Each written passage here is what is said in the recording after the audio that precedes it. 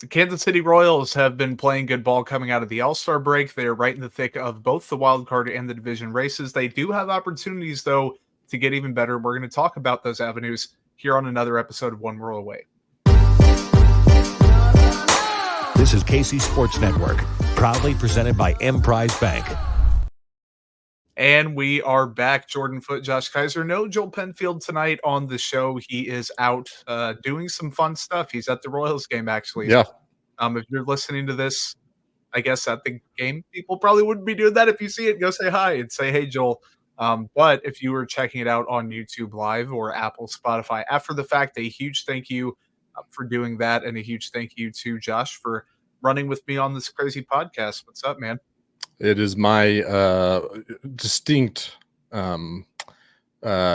pleasure to join you in this. It's a great start. I'm already tripping over my words. I'm just very excited to talk. This is my favorite time of the season. I can mention that on Twitter. This is where things start to happen. Seasons are made, and bad teams become bells of the ball. So I'm very excited to be talking about it tonight. What about you? How are you doing, brother? I'm good, dude. Very excited for the show, and I have an opportunity that I think the listeners would be excited about. So there's a Kings of KC tailgate coming up this weekend, Sunday, July 28th at 10:30 out at the K before Royals versus Cubs, supporting the Negro Leagues Baseball Museum and the 100th anniversary of the Monarchs' first Negro League championship back in 1924. So food, drinks, stories, conversation, good people, good fun, good times. Batchelder Family Farms is offering food. Holiday Distillery is bringing drink specials. First 50 fans get a commemorative t-shirt that's pretty sick, if I might add. So come hang out prior to the game. No tickets required. Everybody's welcome. Come have a good time. So, Josh, I know you were confirmed going to be there. I am making an attempt to be there, but I'm excited for it nonetheless. 100%. Like, this is going to be a very cool event. It's something that, it's a great cause and a great reason to go celebrate baseball and the history that, the baseball history that is attached to it. So go out to join us there at Coppa Stadium to celebrate with that. And then, who knows, go take in a baseball game. There's some great giveaways this weekend, great promotions out there at Kauffman, including the bobblehead for Patrick Mahomes on Friday night.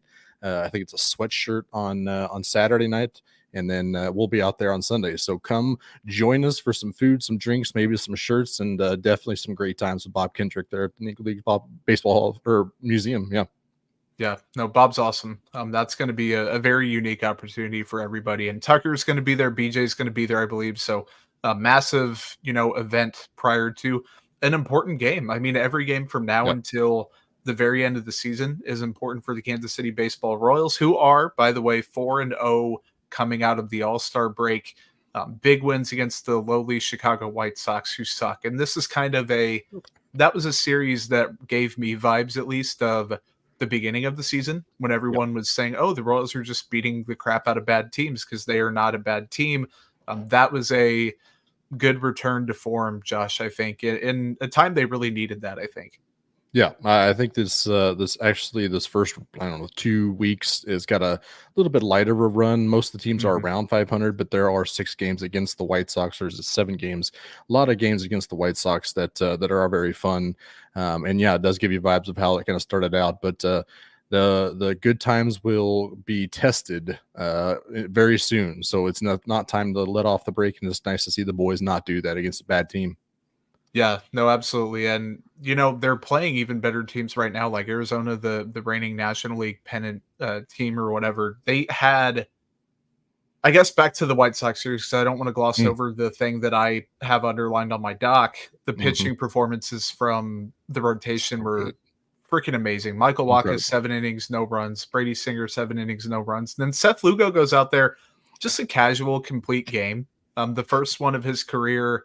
Said afterwards he was looking forward to it. I have all 3 underlined, Josh, because usually I have one performance from every couple games, like once a series, and say, okay, let's talk about that. But the rotation was nothing short of brilliant against a bad team, bad lineup, but still it is hard to put up those numbers against anybody. Yeah, it's a professional Major League Baseball team that you're going up against, so you got to be able to be locked in every night, no matter who's across from you.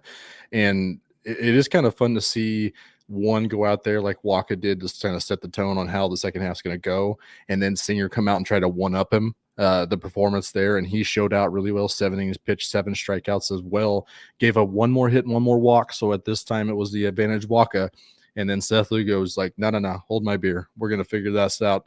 And he did, like you said, potentially the most casual 9-inning, 1 earned run game of all time. Just 103 pitches is all it took. And I may talk about this a little bit more in depth. But, yeah, just really nice to see those guys go out, set the tone for the second half, and really stick it to the Southsiders. Yep. And then a game against the Diamondbacks on Monday. We're recording this Tuesday night. Really wasn't close in the final box score. And Bobby Witt Jr. was nothing short of brilliant, was 1 hit short, or I guess the single short of the cycle in the 4th inning. But there was really a not so great Cole Reagan's performance. And I say not so great because it's Cole Reagan's we're talking about. If that's, 85% of other pitchers, it's a just fine outing. The hit by pitch thing, and we talked about it. I want your thoughts first because we might align. I'm pretty sure we do, but I'll just let you have the floor on that whole fiasco. I mean, it was one. I mean, we've seen him grind through games before. It was still nice to see him go out and get the quality start and earn it. Sometimes you just kind of glide through it, especially with Cole Reagan. So what he's got when he's able to grind through it, and you kind of see him get tested a little bit. It's nice to see him kind of battle through that adversity. And the other kind of obstacle he was running through, and a lot of people were talking about on Twitter, was the dip in velo, down 1 to 2 miles per hour across the board. He's had situations. Go back to it was like May 31st start against the A's or something like that. He had another dip in velocity that it was against the A's. So you really wonder he wasn't really needing his A game. His B, C plus game was probably good enough to get the A's out of that night. But it does kind of give you a pause whenever a guy with 2 Tommy John surgeries and a big increase in velocity over the last 30 or 24 months or so, when that kind of starts to happen, you automatically get a little little concerned. But he still grinded it out, and it's good to see him do that. Young guys like that are going to do that as they're kind of figuring out how to get major league batters out. So it's nice to see Reagan's kind of battle. It was not nice to see Bobby Witt Jr. robbed of a cycle, very worked up, even to the point where we had a little scrum to Diliumptious that no fists were thrown, but we got real close. And the big bear Salvador Perez was at he was spearheading that act a little bit. Yeah. What kind of whiskey are you sipping? I see you taking a sip, and on the clock, the MLB Draft Amateur Baseball Pod wants to know in the comments. It is the Bottled and Bond holiday bourbon, but it is an old fashioned, made into an old fashioned with a little, since it's summer, get little peach bitters in there. So get a little more refreshing than a regular old fashioned. But Bottled and Bond on the holiday, the Sunset Wheat, very, very good as well. So recommend highly both of those bourbons as well as the 360 vodka. Absolutely. Awesome stuff. And Clinton with a really good question here about easy bats to get more runs. We're going to touch on that in the middle portion of the podcast, I think, and kind of dive into some options for the Kansas City Royals. Moving forward on the transaction front, Jordan Lyles has been released, so he went unclaimed on unconditional release waivers, reported very quietly to the complex in June and had a 30-day deadline to hit. And then at the end of that 30 days, the Royals had to either add him back to the 40-man roster and let him join the team, or release him outright. And they chose the latter. And the quotes in Annie's story on MLB.com kind of told me, hey, they were quite prepared to make this choice and this decision and part ways with a guy that hadn't pitched for them in months. And frankly, I can't blame him, because is he going to make the bullpen that much better? I don't think so. And in the rotation, they were, for lack of a better phrase, doing just fine without him. Yeah, I mean, he potentially, if he came back to form, that's a big if. There's no reports on what he looked like, if he even threw, where any of this was.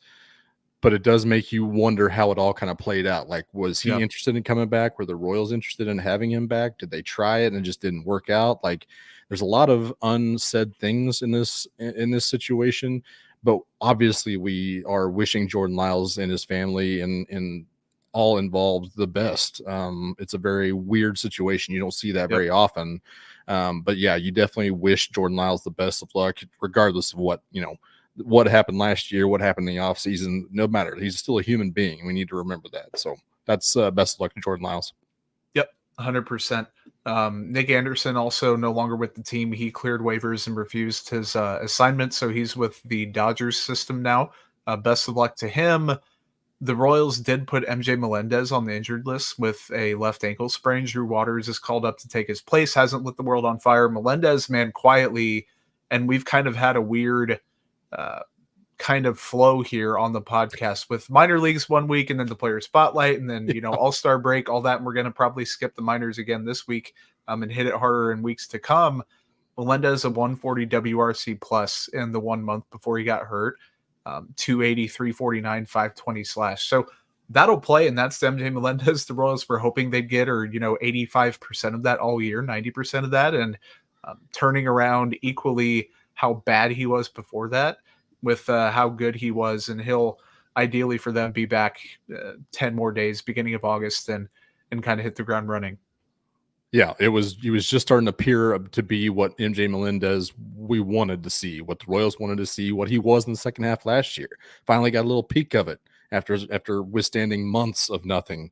So it just stinks that he did sprain that ankle. It was a high effort play that he got injured on. So I guess that's not nothing. He was always putting out the effort. So hopefully he gets back and gets into shape, and we'll talk about some candidates to maybe bridge that gap a little bit in left field if Drew Waters is not going to be the guy. Kyle Henning dropping in the comments here. Hi, Kyle. Long time no talk. Have the Royals thought about simply telling Alec Marsh that the first inning is his pregame bullpen session? He is, wrong one. He has had a tumultuous last couple months, and I think a deep dive is probably in order if we haven't done one recently, but that's a good comment. Robert, thank you so much for finding this community and hitting the like button. Let's go. That's a perfect shout out. Company man, perfect kind of lob there for us to promote that again. If you are Apple Spotify user, drop a review, drop a like. You can even drop bad ones if you want to, and we'll still read them. We'll still talk about them, but preferably don't do that. So don't do that. Keeping it on here, we're gonna probably constructive criticism. Yes, well, we can handle constructive criticism. So deliver that if you'd like. Yes, the Royals are getting constructive with their draft class. Man, 16 of 20 people in the books, and Jack Caglione, the first round pick, agreed to terms, passed his physical, getting introduced to the media on Wednesday. So a lot of you listening Wednesday morning, tonight, that's going to happen. The only ones outside of him, Kyle DeGroat, the 14th round pick, announced he plans to sign Dane Burns in the 17th and Corey Cousin in the 18th. That's pretty good signability for guys, even David Shields early. There were not many guaranteed layups outside of that, and I think that that's always a good sign when you're, 80% of the way, 16 out of 20? Math is overrated. I don't like math. I think that's close. Definitely not on the fly math. I don't know why you're putting me in that trap, but yeah, it was nice to see that success to sign these dudes, especially, I wasn't nervous about Caglione signing, but he was like one of the last top 10 guys. I think Connor Griffin, the other guy that I was kind of looking at, was the other guy that still hasn't signed. And I haven't seen the terms of Caglione yet, but Shields did sign for at slot. So I would think that Cags is probably about that as well. But yeah, just very excited to get those guys rolling and see what they got. Where do you put them? Right in Quad Cities? Yeah, probably. I would probably start them in Quad Cities, but what'd they do last year? Didn't they send a couple of those guys to Columbia first? I think they did. Yeah, like Rocafort, Spencer Nivens. I think those guys started in Columbia and they were there for maybe a month and then made it to Quad Cities by the end of the year. I could see that happening, but if Cags is showing out in Arizona first, then giddy up. Let's go. Yep. We're going to giddy up after the break, but first, I guess we're going to do that afterwards. We still have some weekly takeaways, including one from Joel Penfield jumping in the comments. Hello, Joel. We miss you very much. So a couple more weekly takeaways. We're going to do a player deep dive, and then in the middle of the pod, we're going to do everyone's favorite game. So all that coming up after the break. We appreciate you supporting KC Sports Network by listening to our podcast. You have helped us become the highest ranked Chiefs podcast network in 2022 and 2023. And don't forget about our daily Substack newsletter, the best written analysis you can find on the Chiefs straight to your inbox every day. kcsn.substack.com. When you discover a new binge-worthy show or a song that you play on repeat and you just have to share it with your friends so they can experience it too? That's kind of what it feels like when you discover that Mint Mobile offers premium wireless service for just $15 a month when you purchase a 3-month plan. It's such an awesome deal, there's no way you can keep it to yourself. Friends don't let friends overpay for wireless. Say bye-bye to overpriced wireless plan and switch to Mint Mobile. Mint Mobile is here to rescue you and your squad with premium wireless plans starting at just $15 per month. And if you're worried about using your own phone or bringing along your phone number and your contacts, Mint Mobile has you covered there as well. Ditch overpriced wireless with Mint Mobile's deal and get 3 months of premium wireless service for just $15 a month. To get this new customer offer and your new 3-month premium wireless plan for just $15 a month, go to mintmobile.com/KCSN, the number 1RW. That's mintmobile.com/KCSN1RW. Cut your wireless bill to just $15 a month at mintmobile.com/KCSN1RW.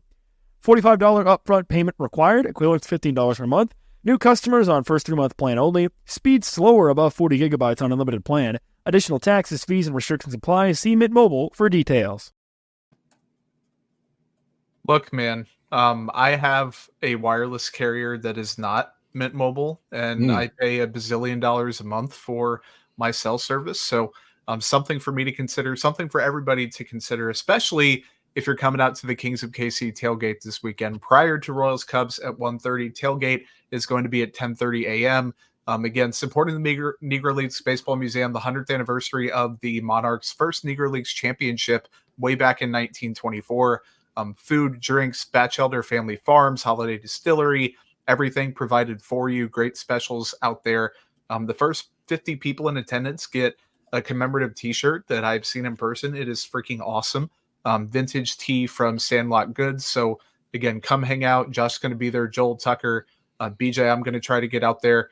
Have a couple commitments. I'm trying to move around and finagle a little bit, among other things that we've talked about that have been going on this week outside of the pod. But super excited for this, for a great cause, a great organization at one of the best places on earth. So nothing better than that. Not much better than being on this show with Josh. We are back coming out of a break, and we're going to play a fun game. But we have to talk about a couple takeaways first. Josh, you seem like you have something quickly. Oh, no, I don't. Do we want to start with Joel's? Yes. Joel wanted to, since he's not here, he did submit his weekly takeaway. It was a bit of a back pat on himself. So couldn't even show up to do it. Couldn't even show up to do it. And we're sure as heck not going to give him a back pat. That's not what we do. That's not what this is about. But he did say going into the Derby that he thought the home run derby might help Bobby's swing, that it would potentially help him kind of focus on pull power. And by God, he is doing it so far out of the gate. So good job, Joel, on that take. It does look like it is holding true. Something that also is holding true that was said last week was the lack of a leadoff hitter was, again, my takeaway for this week. In the 4 games, they've scored 23 runs. Very, very good. I'm not complaining about that. In those 4 games, Adam Frazier was batting leadoff. He went 1 for 14 with a hit and a walk. Meanwhile, Bobby and Vinny and Salvi behind him went 21 for 45 with 6 extra base hits. I asked it on Twitter today, what happens to this team if they had a competent leadoff hitter? Michael Garcia has been, holding that position down all year, been very much underachieving. It just feels like they're leaving runs on the table because they can't get that first guy on. They've had monsters hitting behind him. Vinny has slumped a little bit. Salvi has slumped a little bit, but they have been capable of hitting guys in all year. So we did see it tonight, what could potentially happen. Garrett Hampson, of all people, leading off. I was like, is this the answer to my question? And sure enough, it was. Led off with a single and then scored on a Bobby Witt Jr. double. So going into this game, Kansas City was dead last in on-base percentage, OPS, and WRC plus from the leadoff spot. Meanwhile, that 2, 3, 4 spots are 5th in OBP, 3rd in OPS, and 5th in WRC plus. They're leaving runs on the table. If they can't get that leadoff hitter going, get that guy on, get him over, and get him in. And we need to figure that out going into this trade deadline, so we aren't wishing this to happen again. We don't see it happen like it did at the end of the first half. Yeah, and it kind of follows the philosophy of like you're doing yourself a disservice by not like if you don't get up at your alarm and you hit the snooze, and I've done that before, you're taking a loss right out of the gate. Like you Yep. literally just woke up and you're like, okay, well, I'm going to sleep for 10 more minutes, and then you miss out on an activity or you're rushed. You don't have time to, be to yourself in the morning, all that stuff. Like you're automatically behind the 8 ball to a degree. Now it's the same thing as a baseball game. You're going to have countless more at bats. You're going to have plenty of time to rebound from that, but it is something to take into account. You can't, it's not an absolute backbreaker, I don't think, but I mean, if you miss breakfast, you're going to be able to function during the day, but you missed the most important meal of the day. You're already behind. It's a great analogy that you had. Yeah. It's just something they're going to have to address. And whether it's the trade deadline or the off season, that might not be the thing that keeps them from making the playoffs or keeps them from, if they get to the playoffs, winning, game series X, whatever it's going to be. But keeping it on the topic of that, and Michael Garcia has been the player this year that people wanted to be that leadoff kind of savant, so to speak, and have a little bit of opportunities on the base pads, grow into some more power, be a dynamic duo at the top. He played some second base, and it looks like that era is pretty much over for the time being, especially with Michael Massey being healthy and able to move forward. Fangraphs, the UZR, he was a little bit negative, minus 0.1. That is out to -1 per 150. No outs above average in 94 innings there. Contrary to that, third base, 1.2 UZR per 150, 2 outs above average. Baseball Savant, the only metric I could really find that had something logged for him, -1% success rate added. So he wasn't doing a bunch of harm, but also wasn't doing a bunch of good. Didn't meet the threshold for throws from second base. So not a lot of data to go off of. Did want to at least bring it up that I think we can check off the Michael Garcia can just move to second base and he'll be like elite defensively again. And obviously a bigger sample size, position change, offseason mindset would change it a little bit. But I wasn't truly impressed with my eyes. And I think that the numbers kind of back that up. Yeah, I completely agree with that. And it's not that we don't think that he can't do it. I mean, I think that he went from shortstop to third base pretty seamlessly. And that is a little bit bigger of a transition than it is from shortstop to second base. It's a little bit different angle from second base, but you're not getting the exit velos from second base like you are in third base. So I think he's perfectly capable of figuring it out at second base. He probably just needs a little bit more time there and he can do it. I just kind of wonder the motivation of this. I still am not real sure what we're dealing with, but we could maybe start to speculate a little bit here with this next topic. Yeah, I think so. Let's do some. Do you want to talk about Brady Singer or Seth Lugo first? Do you think before we play the game? Let's talk about Seth Lugo. I'll do it. Okay, go for it. A little bit. Yeah, I mentioned the start this last week, just on Sunday, when 9 innings pitched, 1 earned, 3 hits, no walks, and 6 strikeouts on 103 pitches. Usually, I kind of looked at all his starts so far. He's usually averaging about 96 pitches per game. Obviously never made it into the 9th inning yet. So it is nice to see him being efficient against a bad team like they were. 33% called strike and whiff rate combined when you can. So very, very good there. And still a 27% whiff rate. And that is something that we don't necessarily see from Seth Lugo that often. He's not a whiff guy. He is efficiency guy most of the time. We have seen him get the strikeouts before, but it was nice to see them missing bats against a bad bat team. So the other little small anecdote I saw here, we know that according to Baseball Savant, Seth Lugo has 9 pitches. You'd ask him, he'll tell you there's 12 of them, which either way, that's it is what it is. But of those 9 pitches that he threw on Sunday, 6 out of the 9, that is ice, 6 of them got whiffs. So that's also very fun to see, which is not something that is a usual thing for Seth Lugo. So 6 of 9 pitches got whiffs, and very fun to see the Seth Lugo in this rotation on a regular basis. Oh, man. He's been great. Michael Wacha has been good. We've talked about him. Cole Riggins has been Cole Riggins, but also Brady Singer for what he's done. And I think we did the half season like superlative thing a couple weeks ago, and it was either me or you. It might have been me that said, no, it might have been you that said Brady Singer was your pick to regress potentially. Did I pick Michael Massey? Okay. Yeah, I think that's right. Yeah. And there are reasons for it. Don't get me wrong, but I'm going to get the good out of the way first. 3 ERA, 111 innings pitched. He's healthy. He has been one of the best pitchers on the Royals staff this year. If they didn't have a Seth Lugo or a Michael Wacha, they'd be like, okay, Brady Singer is right up there with Cole Reagans. That 1-2 punch has been really prolific this year. The slider, the usage pretty much the same. The spin rate's the same. The extension's the same. The whiff rate's the same. The put away percentages, like the slider has been very consistently. Yeah, exactly. The sinker, he's dropped the usage 12% year over year, and there's a reason for that.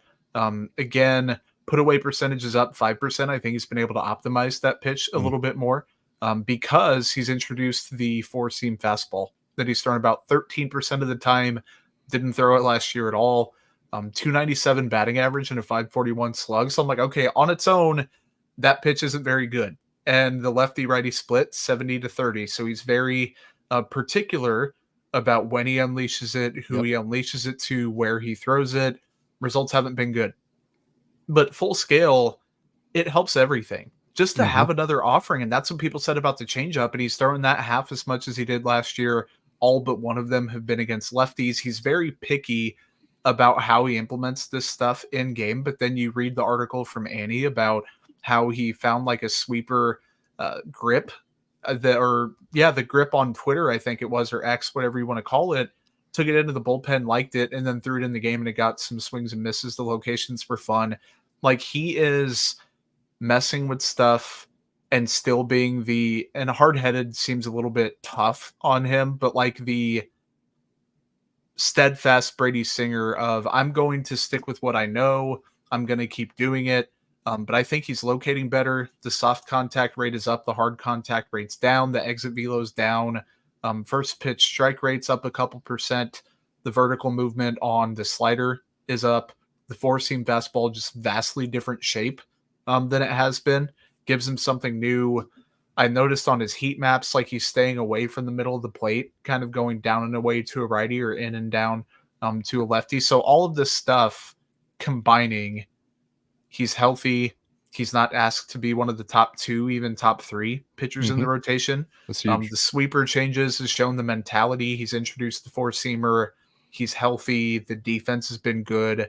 All of it's kind of adding up. Now, I will say the expected batting average and expected slugging, nearly a carbon copy of what it was last year. The expected ERA is 4.81. So you're like, okay, and this is a good comment here about the changeup not being very good. Yep. And it's kind of a chicken or the egg thing. Is it not good because he doesn't use it, or is it not a good pitch? I just think right now, probably not a good pitch. And you could say the same thing both. Yes. Both.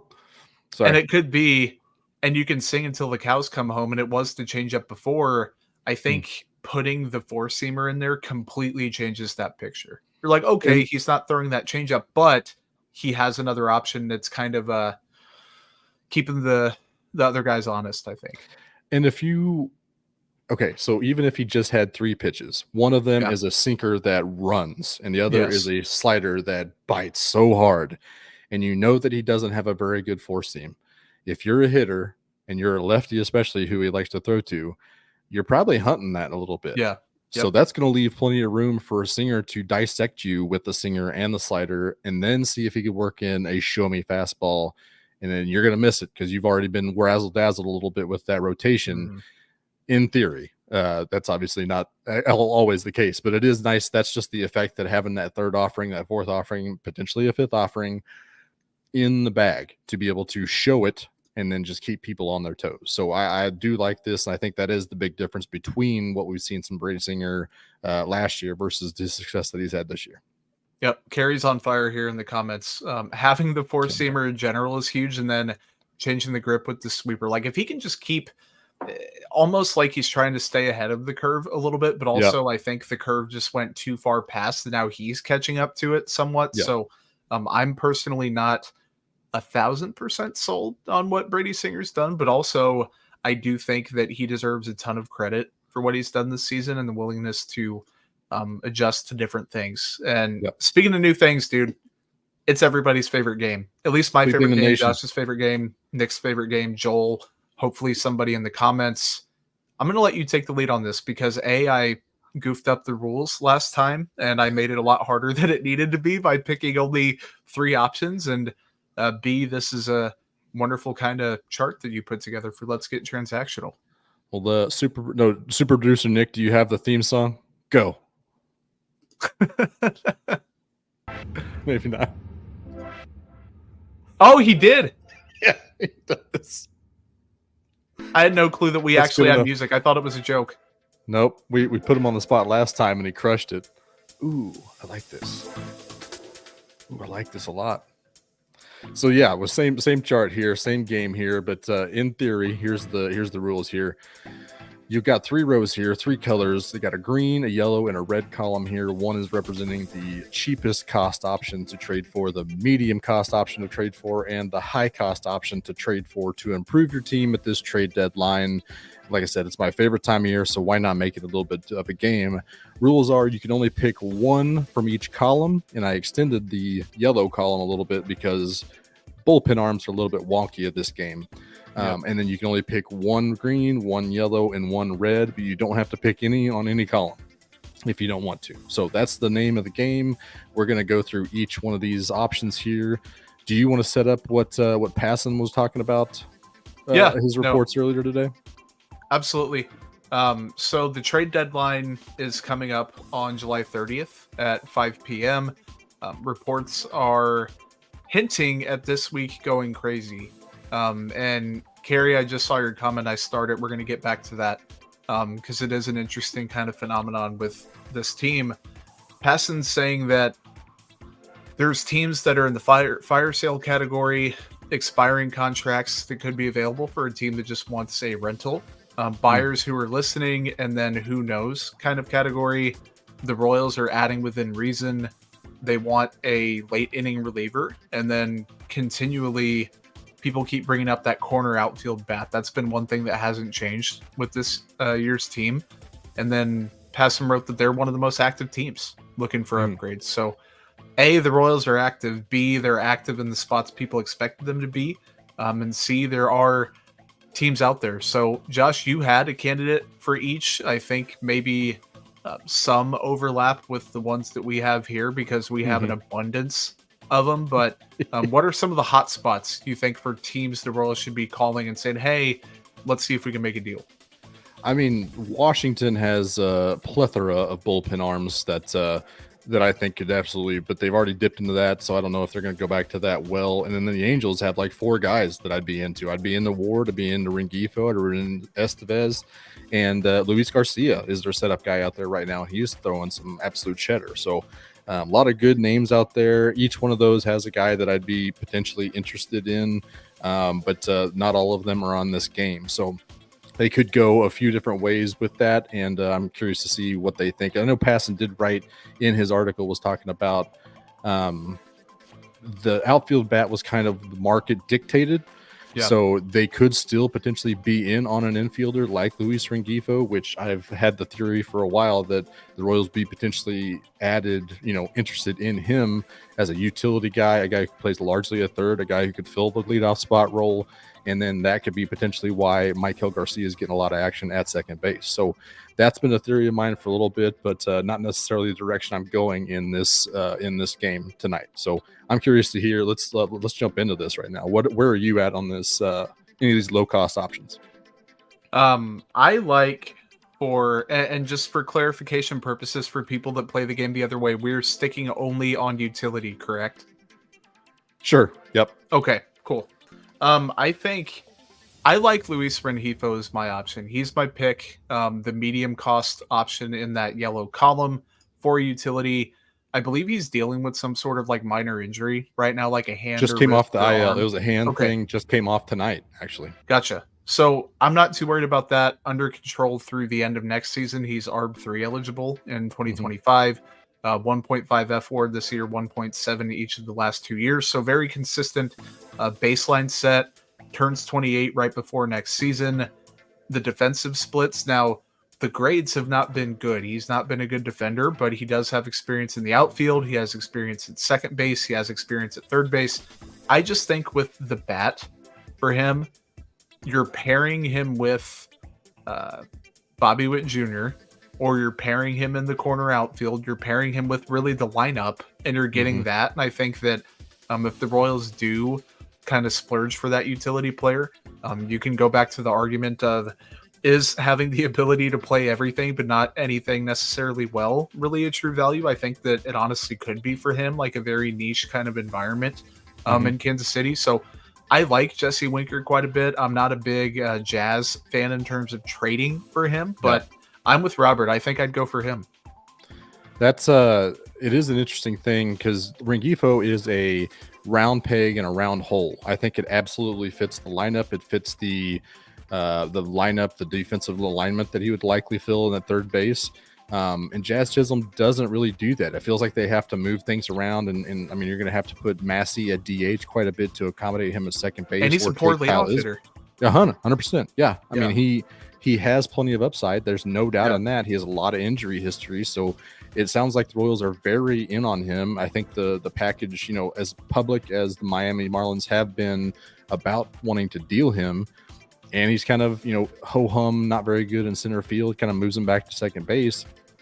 I don't know if the haul is going to be required to be that high, but if, you know, this is all based on baseball trade values, valuation models, and he's still have them pretty high. So if the price is right, maybe, but I'd much rather, you know, get a season half of Luis Rengifo, bat lead off, play third base that you've been missing, and really accommodate this lineup. But I'm actually going a different way.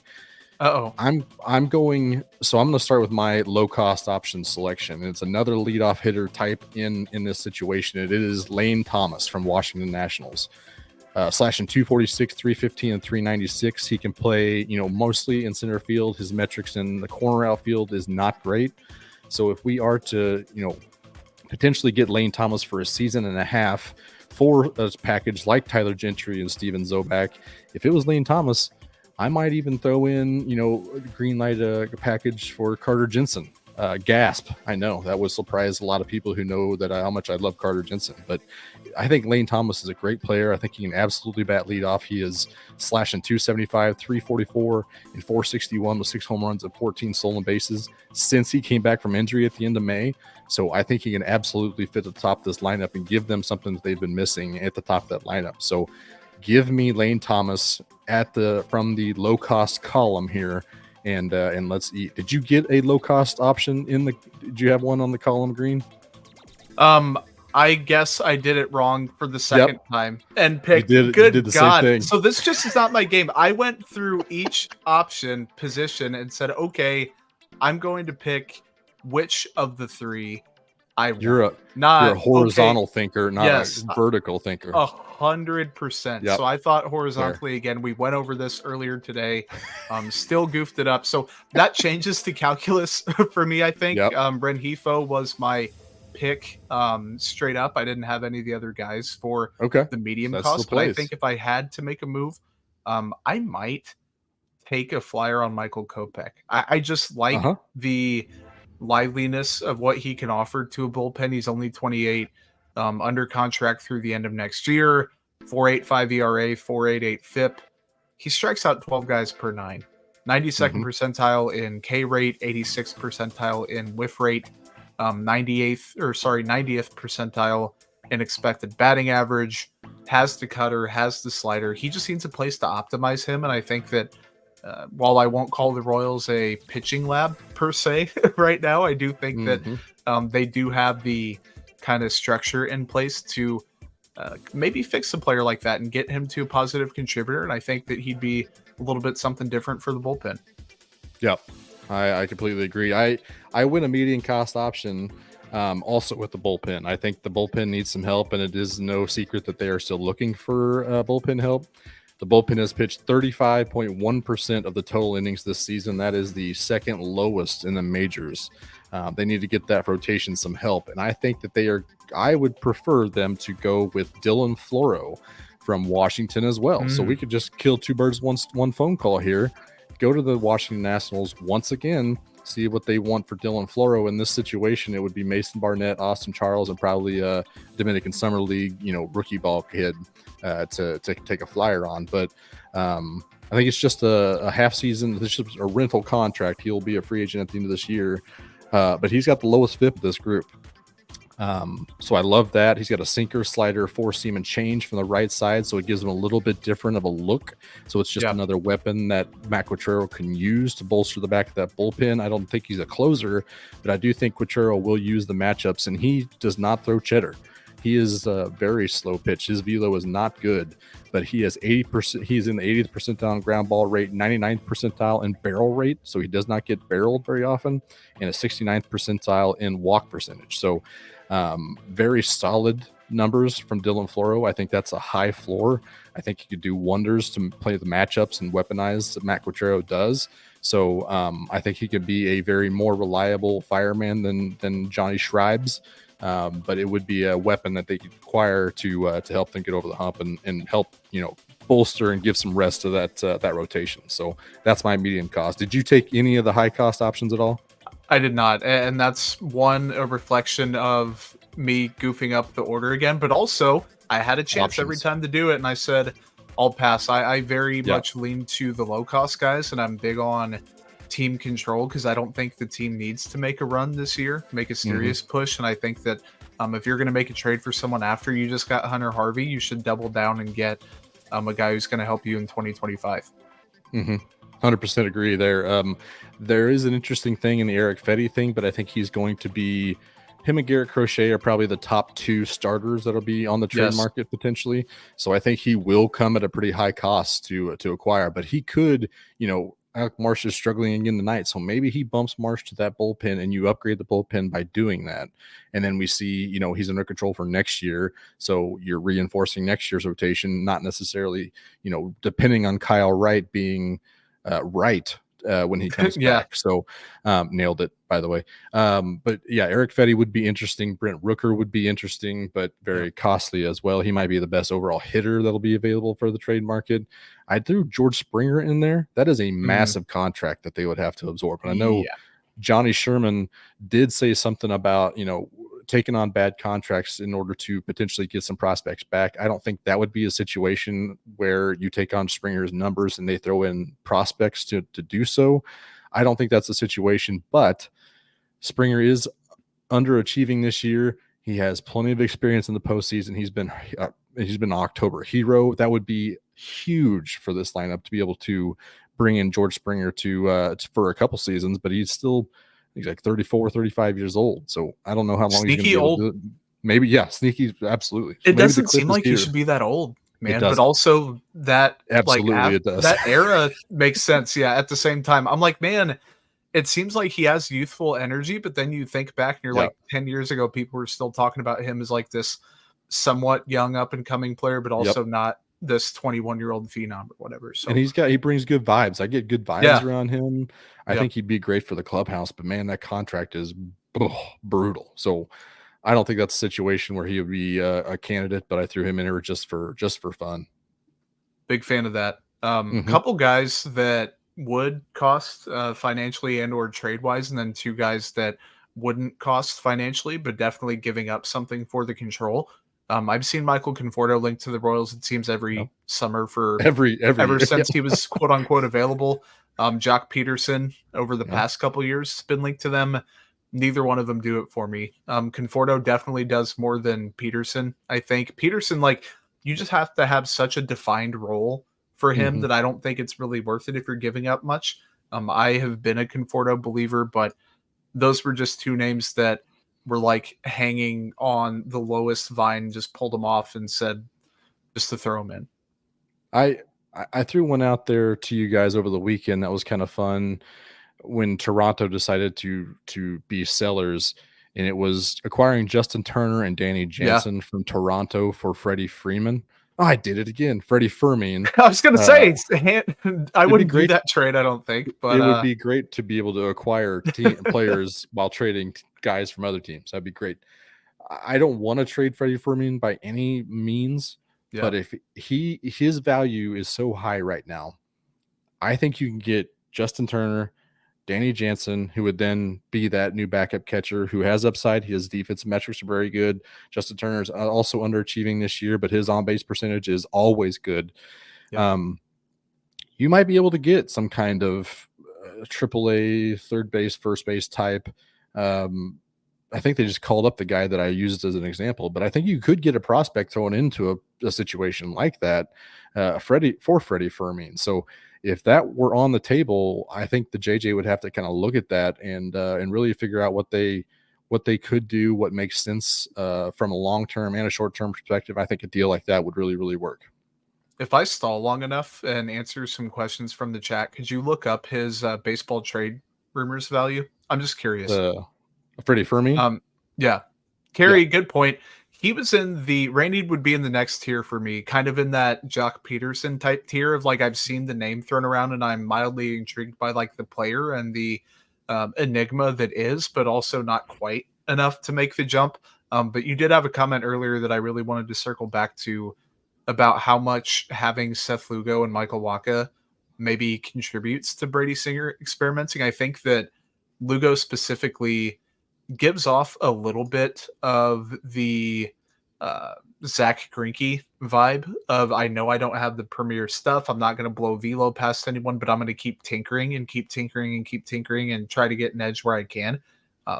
But different type of leader, I think. Still the quiet guy, still not going, but just a different human being than Zach. Zach Greinke, one of a kind in terms of leadership style, in terms of being a teammate, got to give you the feedback that you need. I think having multiple people from multiple walks of life, different roles, different teams, all of that stuff comes in handy. So I do think that it helps. And there's probably some like residual impact on a guy like Brady Singer, who, you know, is impressionable still and not necessarily a young player, but also can still pick up some stuff. 100% agree. That's that's kind of what I like, that those pickups definitely in the offseason, being able to rub off on some of these guys. If Walker can teach Brady Singer how to throw a changeup, that would be fantastic. And there's not many better candidates to learn from than Michael Walker for throw a changeup. Yep. So I did look up what the Fermin value is, and it's almost 21 million in value. So Wow. if we're talking about a Danny Jansen, Justin Turner trade, those values kind of offset somehow. I don't really understand that whatsoever. That's insane. And so they could potentially, if there's anything to this, sprinkle this with a grain of salt or several, but they could potentially get some pretty solid prospects back if they actually wanted to pull the trigger on Freddie Fermin, which I don't think. Again, I don't think there's any desire to get rid of Freddie Fermin. I think he's a great clubhouse guy, and he's obviously productive both at and behind the plate. But it could be a situation where you could, potentially help the short term and long term and deal him and see what you can get for him. So that's where I'm at. Yep. Two quick guys that came to mind. And when Josh sent this list, I'm like, there's a way I can find even one player that tickles my fancy a little bit as a potential trade candidate. But I did find two that are both relief options that both have multiple years of control, both kind of unique stories in their own right. Lucas Herseg from the Athletics, former infielder, 29 years old, under contract for I think it's 4 more years through 2028, 2029. He's pre-arb next year and the year after. 3.89 ERA this season, 4.75 last year. He was kind of adjusting to that transition to the bullpen full time.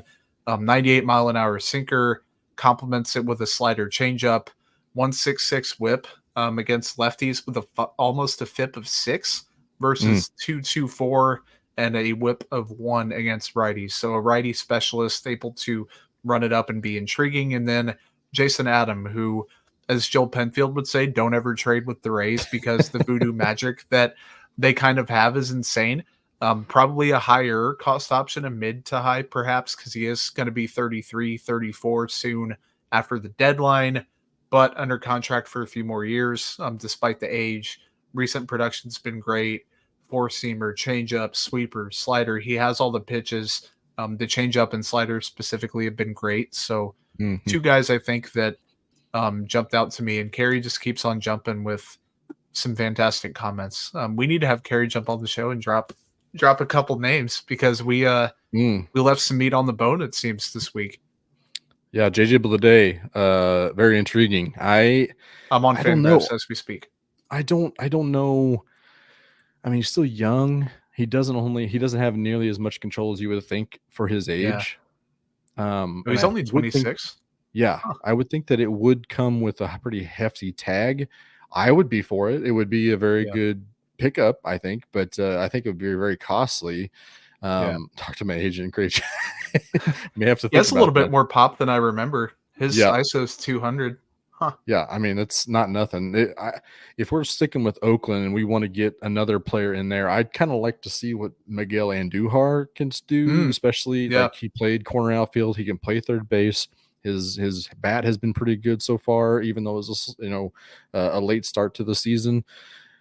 That is intriguing as well. So if Bleday is on the table, maybe you lead with Bleday and then you settle for Andujar. That could be a possibility. I want to get your thoughts. And Kerry, if you're still rolling, you got some hot takes, I'm sure, on this one. But where are we at with Tommy Pham? He's the guy that keeps coming up. I cannot escape Tommy Pham, and I keep coming, each side of the fence on Tommy Pham. Where are we, especially in light of this scrum from last night against the Diamondbacks? Tommy Pham would have been pretty fun to have around for that game. He's a free agent after the season, so that's already strike one for me. He's 36 mid to late old. 30s. Yeah, he's bounced around a bunch of teams. I'm not saying that's an indictment on anyone's character, because that'd be foolish to directly correlate the two. But he just doesn't do it for me. He's not good enough to warrant, I think. Now, if they get him for nothing and it does work out in retrospect, hindsight's 2020, then it's a different story. But that'd be a trade where I'd be like, okay. And I think I sent a message to our group chat and said, if they did trade for him, should we jump on a live show or whatever? And you're like, nah, we'll probably sum that up in maybe a tweet, like a couple hundred characters and call it good. So I'm not a huge fan of a hypothetical trade, regardless of what they get. And I did radio with Shane Dennis of ESPN Wichita earlier on Tuesday. He said that sounds like a player to be named later type deal.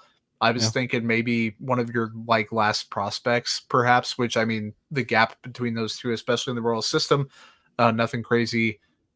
Carey, not a big fan. So that seals it, I think. Yeah, I'm kind of in the same Carey boat. skill's good. I think it would benefit the lineup, but he's a hole in the outfield. He's definitely bad in the outfield. He did an interview today where he was basically like, I haven't been putting out my effort because I knew I was going to get traded. I want to go to a contender. Yeah, it was basically that's the vibe I got. He's like, I haven't been stealing bases because I didn't want to get hurt, more or less. The defensive metrics haven't been good, but I feel like I've been doing good things. It's that's just a great pull. That's a huge red flag to me. So it's one of those things where, does he make the lineup better? Sure. Is he a primary DH? Probably. Is he good enough to be is he good enough with the bat to be a primary DH? Probably not. Yeah. That's kind of where I'm falling on it. Regardless of what the haul is. Like it's a 40-man roster or a 40-man roster spot. If that's the only trade you're coming out with as far as like bolstering the lineup, I would probably be pretty disappointed in the trade deadline. Mm-hmm. Yeah, you'd almost rather they don't do anything at all. And so you're banking on MJ Melendez to get back healthy and produce. You're counting on Michael Massey to do it. You're counting on Kyle Isbell to stay hot, or at least get back up to where he was in June. Let's talk about that. So the Royals do have the Diamondbacks series wrapping up in interleague play. Then they have a series against the Cubs that the Kings of KC tailgate is going to be at. We'll hit that on the way out.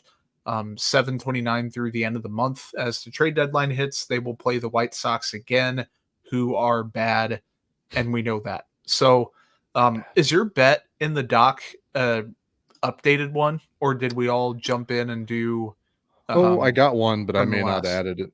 Is it the Hunter Harvey strikeouts? Yep.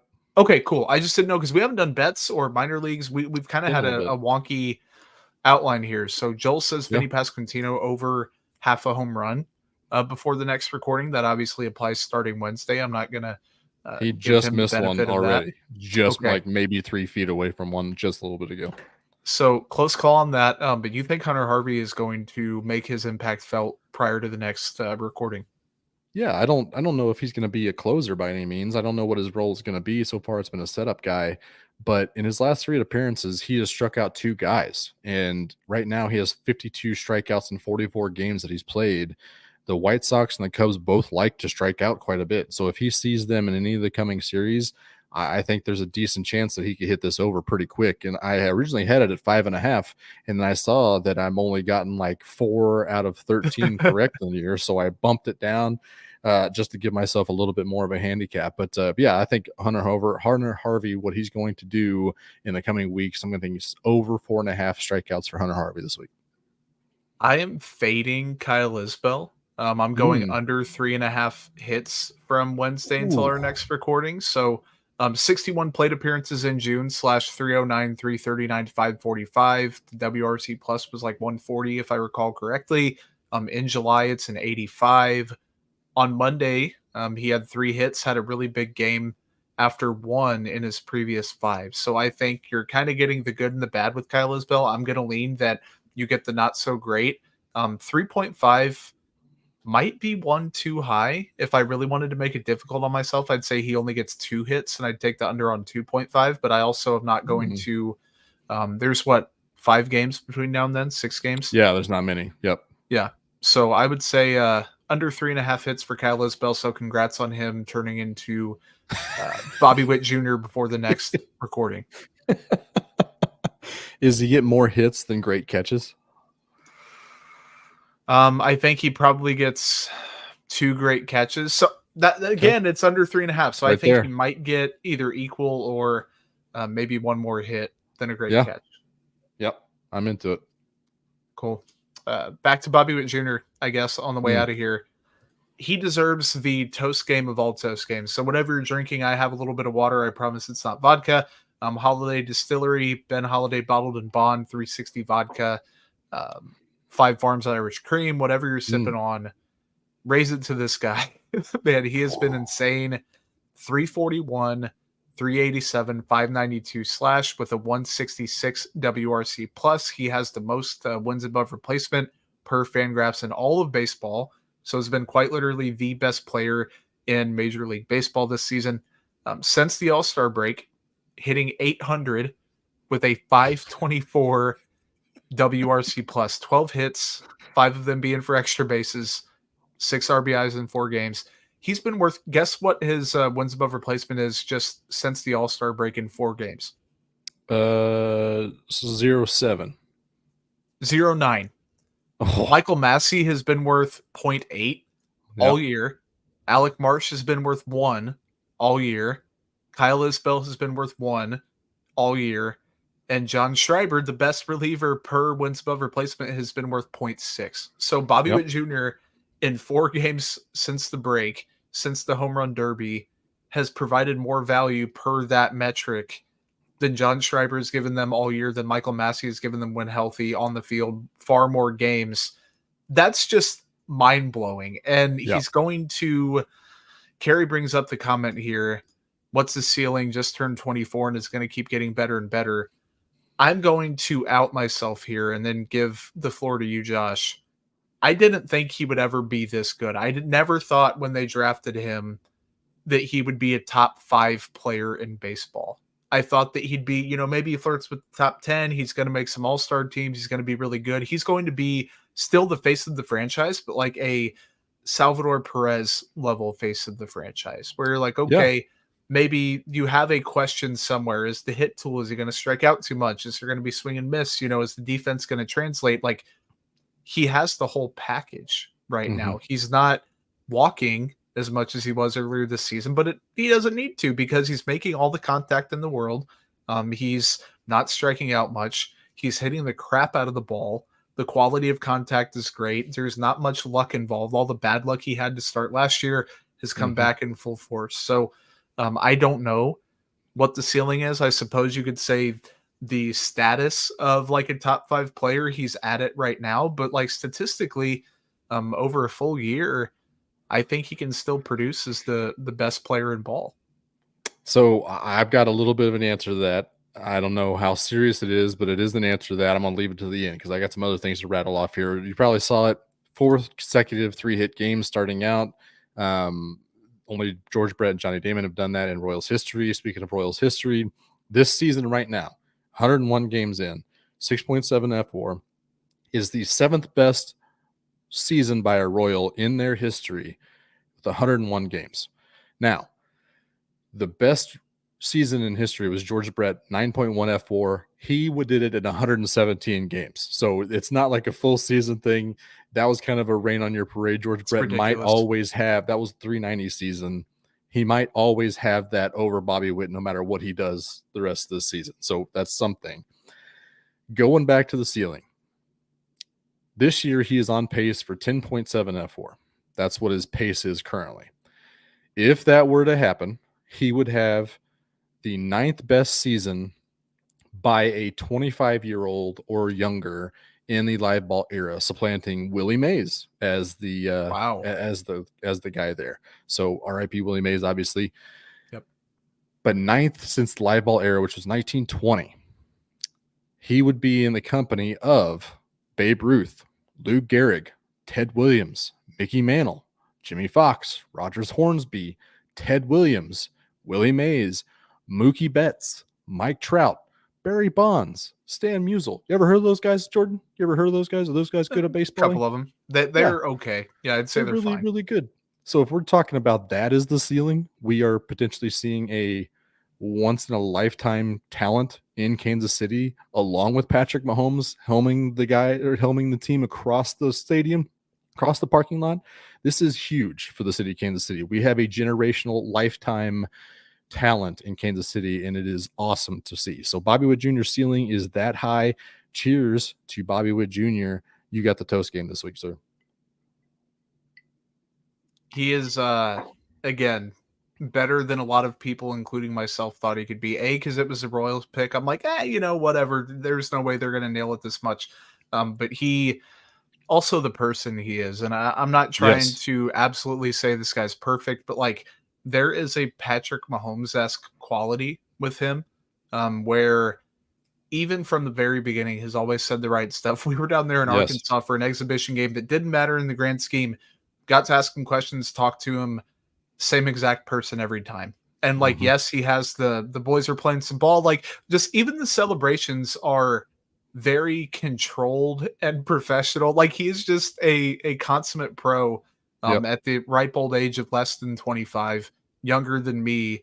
I know if I was making that type of money and had that many eyes on me, I would not be handling it even 5% as well as somebody like that. So just words almost can't describe it right now. They were talking, JJ Piccolo was on Eric Hosmer's podcast last week, and they were talking about getting him extended, and the foundation of that was obviously paying Bobby Witt Jr., but like he was very concerned about leaving enough money on the table to make a competitive team around him. That is huge. That's a Patrick Mahomes. That is a priority of a legacy thing that is special about Bobby Witt Jr. So that in and of itself is good. And then you go to a game like Sunday where Seth Lugo is the hero, even despite Bobby Witt Jr. having a monster game.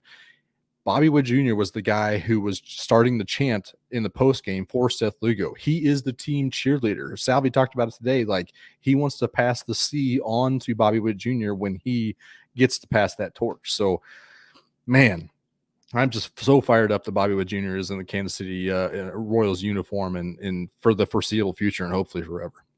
Yep.